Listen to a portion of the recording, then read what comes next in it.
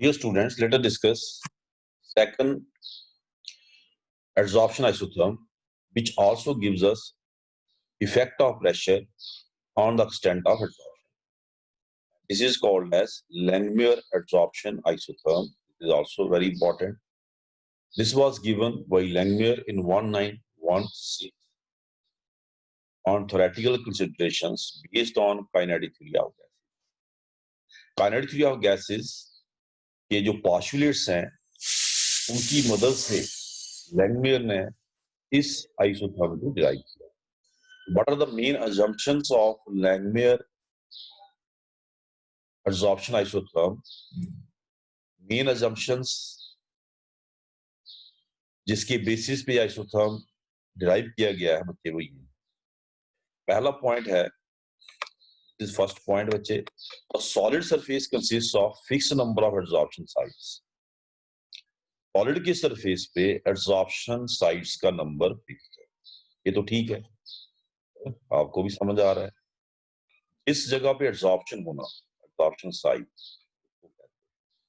ये कहता है क्या, लैंगमियर एड्सॉर्प्शन आइसोथर्म की जो assumptions हैं वो कहते हैं कि solid surface consists of fixed number of adsorption sites. Second point, each adsorption site can absorb only one molecule of gas.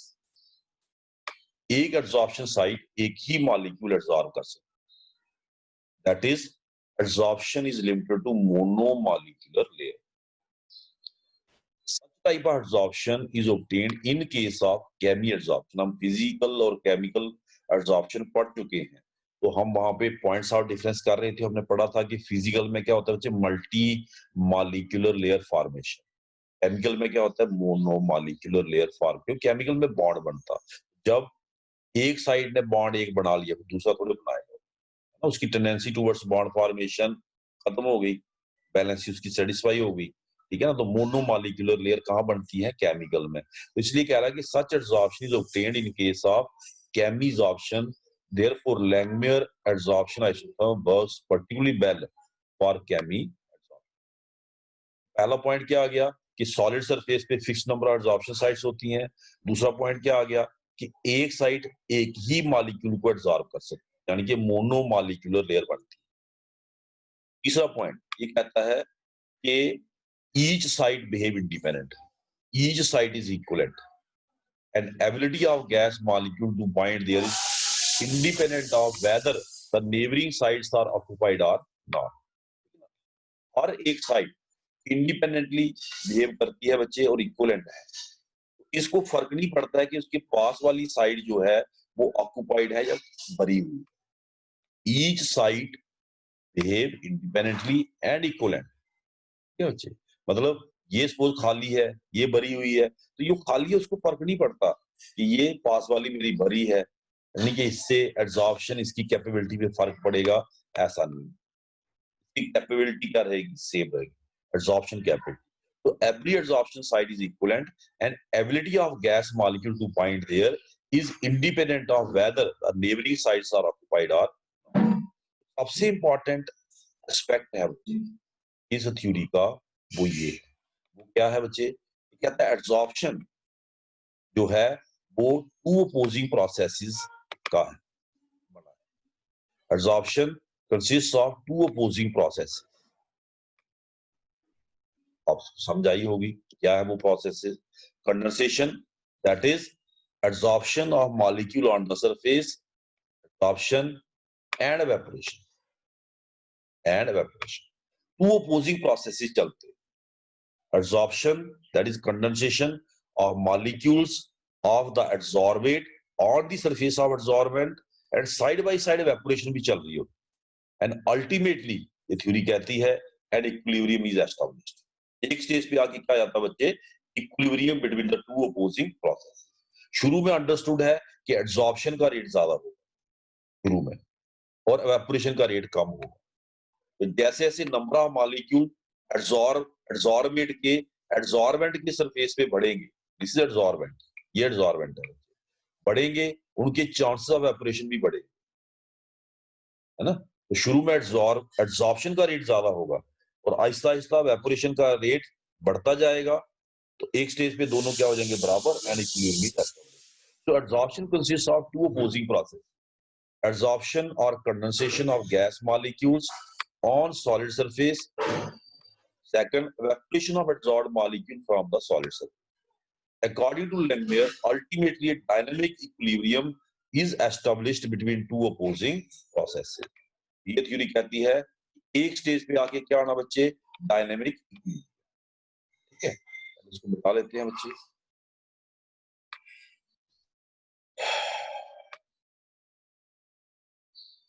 Next we have fifth, ये भी मोस्ट इंपॉर्टेंट एस्पेक्ट है इस थ्योरी का। रेट ऑफ कंडेंसेशन किस पे depend करेगा? Depend upon uncovered surface available for condensation. Uncovered surface, condensation का rate depend करेगा अनकवर्ड सरफेस। शुरू में अनकवर्ड सरफेस ज्यादा होगा तो रेट ऑफ कंडेंसेशन शुरू में ज्यादा होगा, ठीक है ना। Rate of condensation depend upon uncovered surface available for condensation. एक सेकंड ये थ्योरी कहती है it also depend upon number of molecule striking the surface at a given time, और number of molecule per unit area जो strike कर रहे हैं वो किस पे डिपेंड करेगा? Pressure of gas. गैस का प्रेशर जितना ज्यादा होगा बच्चे उतने ज्यादा मॉलिक्यूल स्ट्राइक करेंगे सरफेस। याद होगा ये चीज आपने काइनेटिक थ्योरी ऑफ गैस में भी पढ़ी है ना। So it also depend upon pressure of gas as according to kinetic theory of gases number of molecules striking per unit area is proportional to pressure of gas। तो rate of condensation किन दो चीजों पे depend किया, क्योंकि ये हमने apply करना बात, ये दो चीजों पे डिपेंड किया। कौन सी है वो? एक सरफेस एरिया, अनकवर्ड सरफेस कितना है at given point of time, और दूसरा प्रेशर ऑफ गैस कितना, how much the pressure of gas, उस पे डिपेंड करेगा क्या बच्चे? Rate of condensation. Now let us have Langmuir adsorption isotherm. बच्चे डेरिवेशन इसकी आपके सिलेबस में नहीं है, आपकी जनरल नॉलेज के लिए मैं अलग से इसको बाद में करवाता हूं, लेकिन पहले आप डायरेक्टली हम रिलेशनशिप को पढ़ेंगे जो आपके syllabus. And this is the mathematical form of Langmuir adsorption isotherm. XYM मैं बता, अब फिर से रिपीट करना है तो कर देता हूं, वैसे जरूरत तो नहीं है। What is X? X is the mass of adsorbate. What is M? M is the mass of adsorbate. And this ratio is called extent of adsorption. So according to Langmuir, XYM is equal to AP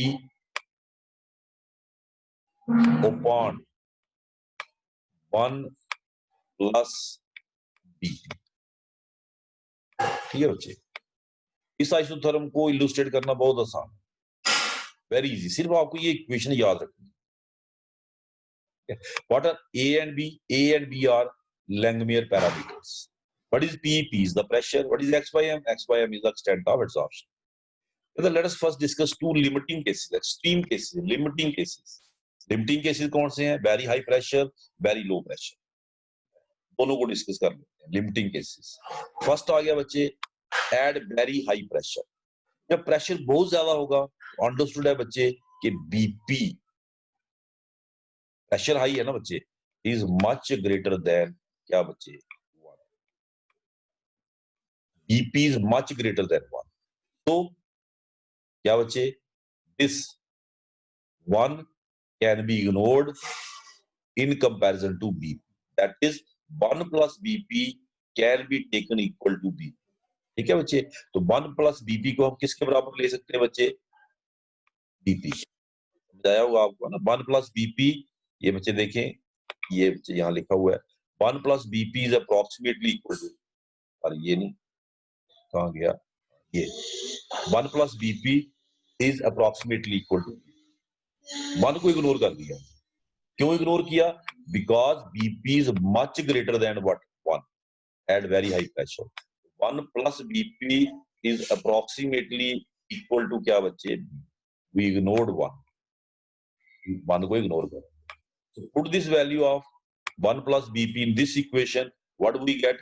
XYM। इधर देखें बच्चे, XYM is equal to AP upon BP, और equation ये बन गई AP upon 1 plus BP से क्या बन गई बच्चे? AP upon BP। P से P कैंसिल हो गया, XYM is equal to A upon B। A is constant, B is constant, that is constant. So at very high pressure, XYM is constant. तो आपको पता है वेरी हाई प्रेशर पे XYM constant होता है, क्यों? Whole of surface get saturated, सारा surface cover हो जाता है, सैचुरेशन पॉइंट। ये हम प्रीवियस आइसोथर्म में भी डिस्कस कर चुके हैं, पूरा सरफेस कवर हो जाता है at very high pressure, XYM is constant. Second limiting factor बच्चे डिस्कस कर लेते हैं एट वेरी लो प्रेशर। जब प्रेशर वेरी लो होगा तब क्या होगा बच्चे? वेरी लो प्रेशर मतलब 1 is much greater than, अब उल्टा हो, वेरी लो प्रेशर, अब 1 बड़ा हो गया किससे? 1 plus BP, 1 plus BP can be approximately taken equal to 1. This is at very low pressure. इस नई इक्वेशन को, वैल्यू को आप इंसर्ट करें इन दिस इक्वेशन। मेन इक्वेशन हमारी ये है ना, XYM is equal to AP upon 1 plus B। 1 plus BP की जगह क्या आएगा बच्चे? 1। ये हमने लगा दिया बच्चे, देखें कहां गया, ये देखें 1 plus BP is equal to 1। Therefore our equation becomes, क्या बन गई बच्चे? XYM is equal to AP upon 1। 1 plus BP की जगह आ गया 1, AP upon 1। A is constant, so XYM is proportional to P। That is, at low pressures, XYM is directly proportional to P। ऐसे बच्चे स्ट्रेट लाइन आएगी, high pressure पे ऐसे आएगा कांस्टेंट। ये हाई प्रेशर हो गया, ये लो प्रेशर हो गया। सबसे इंपॉर्टेंट बात है इंटरमीडिएट प्रेशर, उसको एक्सप्लेन करना है ना। So let us proceed further. हम फर्दर प्रोसीड करते हैं। तो ये बच्चे जो हमारी इक्वेशन है, लिमिटिंग पॉइंट्स पे तो ये बिल्कुल अप्लाई हो रही है, 100% अप्लाई हो रही है। ये क्लियरली शो कर रही है कि जब प्रेशर बहुत ज्यादा होगा, extent of adsorption will be constant।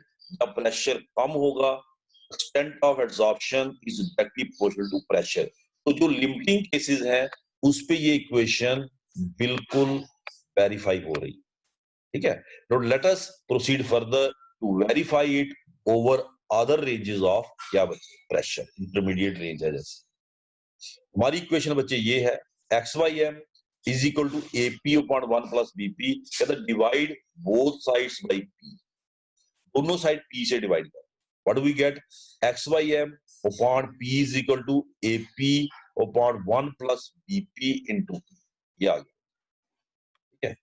P से P कैंसिल हो जाएगा बच्चे, तो XYM upon P is equal to A upon 1 plus B। A upon 1 plus क्या बच्चे? Taking reciprocal of both sides, दोनों साइड इस इक्वेशन को उल्टा कर दें, क्या हो जाएगा बच्चे? XYM अपॉन P का क्या हो जाएगा? P upon XYM। ये बच्चे P upon XYM। A upon 1 plus BP का क्या हो जाएगा? 1 प्लस BP अपॉन A। इस इक्वेशन को फर्दर ओपन अप कर लें, P upon XYM is equal to 1 upon A plus BP upon A। इस इक्वेशन को रीअरेंज करें बच्चे, यहाँ पे नहीं की है, ये वेरी इंपॉर्टेंट है, थोड़ा अंडरस्टैंड करने में आसानी होगी। P अपॉन XYM, मैं इसको रीअरेंज कर रहा हूं बच्चे, इज इक्वल टू क्या आएगा बच्चे? B upon A into P। ये वाली टर्म मैं पहले ले आया, प्लस 1 अपॉन A। अगर आप इस इक्वेशन को गौर से देखें बच्चे, ये equation be equation of straight line है, y is equal to mx plus c, where y and x are variables. इसमें भी दिस इज y, ये रिप्रेजेंट कर रहा है बच्चे y को, और ये रिप्रेजेंट कर रहा है p, प्रेशर, प्रेशर वेरिएबल है, x को। m यहां पे आ गया बच्चे b अपॉन a, और c यहां पे आ गया बच्चे 1 अपॉन a। आपको पता है जब आप y और x के बीच में ग्राफ प्लॉट करते हैं, you get a straight line with slope, the value of slope is equal to m and the intercept is equal to c. Same यहां पे भी आना चाहिए। स्लोप ऐसे आएगा या ऐसे आएगा, वो डिपेंड करेगा वेरिएबल्स पे कि वैल्यू एक वेरिएबल की दूसरे वेरिएबल को चेंज करने से बढ़ रही है या घट रही है, उस पर डिपेंड करेगा। ठीक है ना, क्योंकि आप पी को बढ़ा रहे हैं, प्रेशर बढ़ा रहे हैं, तो P upon X Y M भी बढ़ेगा, है ना। प्रेशर बढ़ रहा है ना, ऊपर देखिए पी है, तो नेचुरली क्या होगा बच्चे, हालांकि एक्स वाई एम भी बढ़ेगा, इसमें कोई शक नहीं। ठीक है, लेकिन पी यहाँ पे ज्यादा बढ़ रहा है, उसकी वजह से जो P upon X Y M है वो कंपैरेटिवली वो ओवरऑल बढ़ेगा, तो हमें स्लोप इस टाइप का आएगा। We should get a slope like that is with the increase in pressure the p upon xym also increases and we should get a slope like this। हमें इस type का slope मिलना चाहिए। ठीक है, अब इस स्लोप का जो वैल्यू है वो किसके बराबर होगा, m मतलब b upon a। जो इंटरसेप्ट है वो किसके बराबर होगा बच्चे, 1 upon, है ना। आपको पहले बता दिया कि when we plot a graph between y and x we get a slope। slope can be like this, ऐसे भी आ सकता है बच्चे, और slope can be like this. वो डिपेंड करेगा, मैंने कहा वेरिएबल पे। हमारे केस में ऐसे आना चाहिए, in our case, in this case, है ना। इस केस में जो स्लोप की वैल्यू है वो किसके बराबर होनी चाहिए बच्चे, m, और जो इंटरसेप्ट है ये इंटरसेप्ट ये किसके बराबर होना चाहिए, c। हमारे केस में c कौन है, 1 अपॉन a, ये देखिए बच्चे इंटरसेप्ट की वैल्यू, और स्लोप क्या है बच्चे, b। कहता है this has been found experimentally true. जब एक्सपेरिमेंट किए गए तो ये ट्रू पाया गया, मतलब ऐसा ही आया जैसा आना चाहिए। जबकि आपने देखा जो प्रीवियस हमने फ्रेडलिक एडसॉर्प्शन आइसोथर्म पढ़ा था, तो उसमें हमने क्या देखा था, ये हाई प्रेशर्स पे there were some deviations. High pressures पे कुछ क्या थी बच्चे, डेविएशन। लेकिन इस केसेस में व्हाट ही इज सेइंग कि experimentally this has been found true. क्या ट्रू, कि when a plot of p upon xym versus p is drawn, we should get a straight line with slope equal to b by a and intercept equal to 1 upon a। तो ऐसा ही आया। For example कह रहा है in case of absorption of nitrogen on mica at 90 kelvin, ना, ये experiment किया गया। तो by plotting the value of parameters, by plotting, plot करके आप पैरामीटर्स बी और ए की वैल्यू निकाल सकते। स्लोप से b upon a निकल जाएगा, इंटरसेप्ट से 1 upon a निकल जाएगा, मतलब a की वैल्यू निकल गई, a की वैल्यू यहाँ पुट करेंगे तो यहाँ b की निकल जाएगी। So from here we can get the value of parameters a and b। Langmuir adsorption isotherm is superior to Frederick adsorption isotherm in a number of ways। ये उससे superior है, कैसे? The results are in better agreement with experimental values। The results are in better agreement with experimental value। Second, it is applicable over wide range of pressure। जैसे वो high pressure पे जाके deviation show कर रहा है ना, यहाँ पे क्या कह रहा है कि इट इज एप्लीकेबल और वाइड रेंज ऑफ प्रेशर्स। लेकिन एक लिमिटेशन भी है, वो क्या है कि Langmuir adsorption isotherm is limited to formation, restricted to formation of monomolecular layer, unimolecular layer of gas on the surface of solid। इसके assumption में आपने, इसकी एक assumption है जिसमें इसने कहा कि जो गैसेज हैं वो यूनिमॉलिक्यूलर लेयर बनाती हैं on the surface of what, adsorber. अब सेकंड पार्ट इसका बचे डेरिवेशन, ये आपके सिलेबस में नहीं है, आपकी चॉइस है, आप करना चाहें तो करें, नहीं करना चाहे नहीं। मतलब ये जो इक्वेशन है लैंगमियर एडसॉर्प्शन आइसोथर्म की डिराइव कैसे, हाउ इट वाज डिराइव्ड, इसकी derivation based on kinetic theory of gases की जो अजम्पशंस लैंगमियर ने यूज की है ना, उसने कुछ अजम्पशंस उठाई हैं कहां से बच्चे, काइनेटिक थ्योरी ऑफ गैसेस से, उनको अपना बेसिस बनाया है इस आइसोथर्म की डेरिवेशन। Let's drive. पहला पॉइंट क्या है बच्चे, suppose at any instant the fraction of surface of solid covered by adsorbed molecule theta।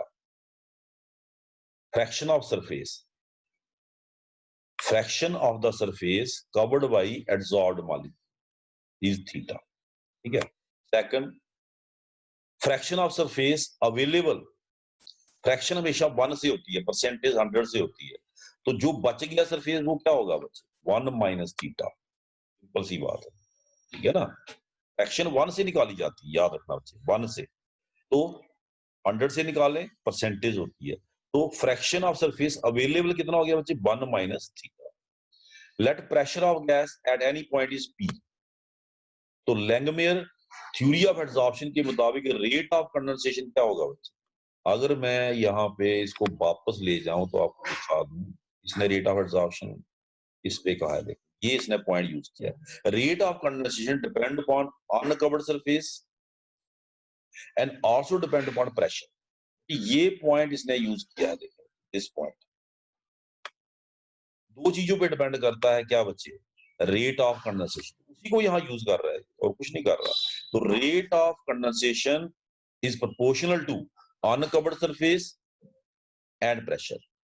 आगे दोनों चीजें, 1 minus theta into P, R is equal to K into K, आगे K one proportionality constant, 1 minus theta into. Similarly rate of evaporation तो depend करेगा बच्चे curved surface. Evaporation होनी है उन मॉलिक्यूल की जिन्होंने कवर किया है, वो तो simple, covered surface that is theta, it is proportional to theta, it is equal to K two theta. At equilibrium क्या होगा बच्चे, what will happen at equilibrium. Equilibrium जब आएगा, rate of evaporation is equal to rate of condensation, ये बच्चे, है ना। तो दोनों इक्वेशन को इक्वेट कर दें, K1 bracket 1 minus theta into P, आ गया बच्चे rate of condensation, equal to K2 theta, आ गया रेट ऑफ एवपोरेशन, और C और E, मैंने कंडेंसेशन को लिखा RC और एवपोरेशन को लिखा है RE, ठीक है बच्चे।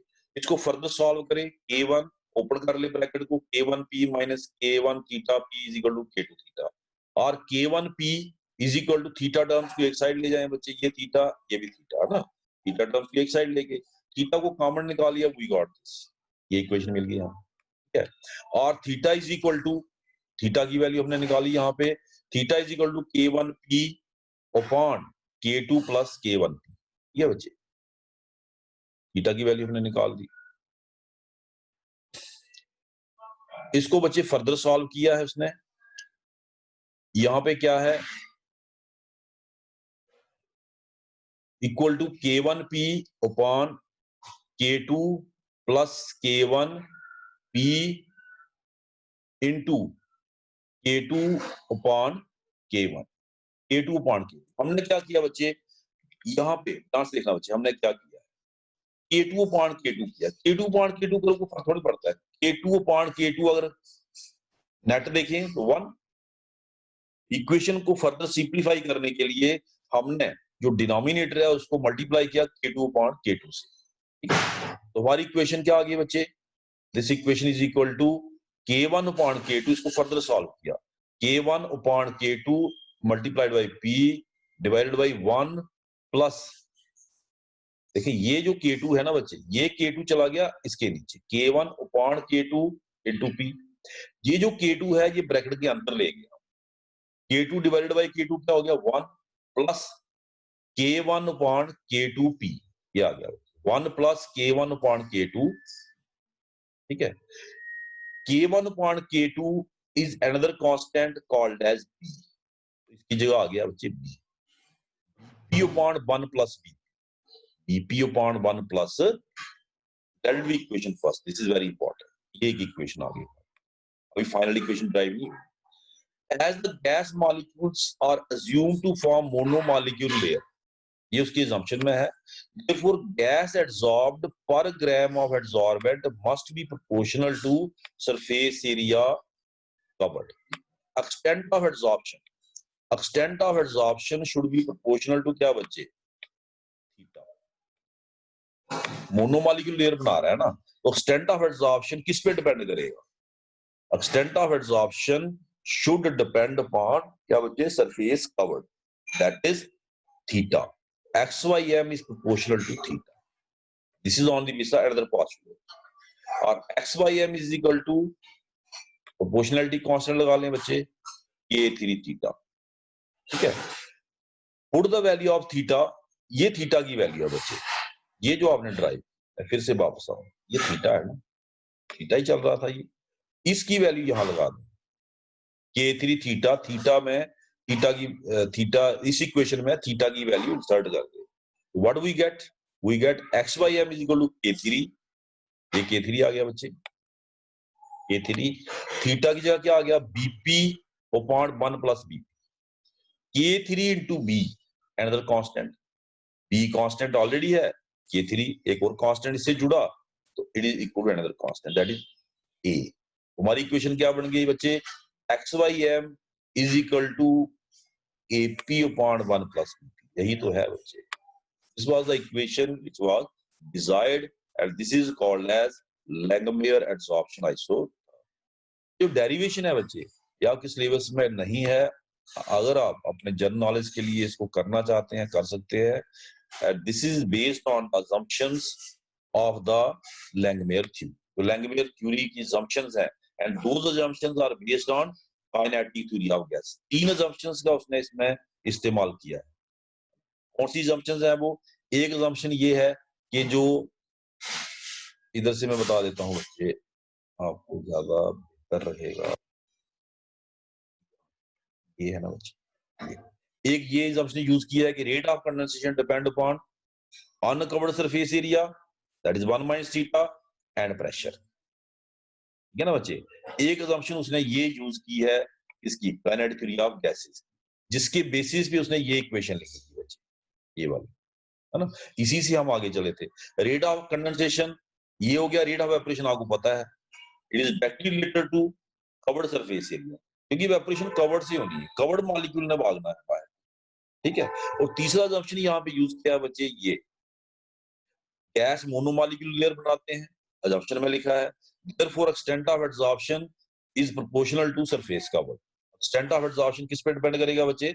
surface covered, that is XYM is proportional to theta। gas absorbed per gram of adsorbent must be proportional gas absorbed per gram of salt adsorbent, that is given by XYM। X is the mass of gas absorbed, M is the mass of adsorbent। 10 ग्राम पे इतनी gas absorb हुई तो 1 ग्राम पे कितनी हुई, that is gas absorb पर gram of absorb, XYM को ही बोलते हैं, है ना। तो XYM इज प्रोपोर्शनल टू कितनी गैस एब्जॉर्ब है पर ग्राम ऑफ एब्जॉर्बेंट, कितनी गैस एब्जॉर्ब है, वो कहां से निकलेगी बच्चे? सरफेस कवर से निकलेगी ना वो, क्योंकि मोनोमॉलिक्यूलर लेयर बन रही है तो सरफेस कवर से निकलेगी। So XYM is proportional to theta, that is proportional is equal to K3 theta. Theta की वैल्यू हमने निकाल ली है, यहाँ पे इसको इंसर्ट करना है and you get the value. Thank you very much. Hope आपको ये टॉपिक समझ आया होगा बच्चे।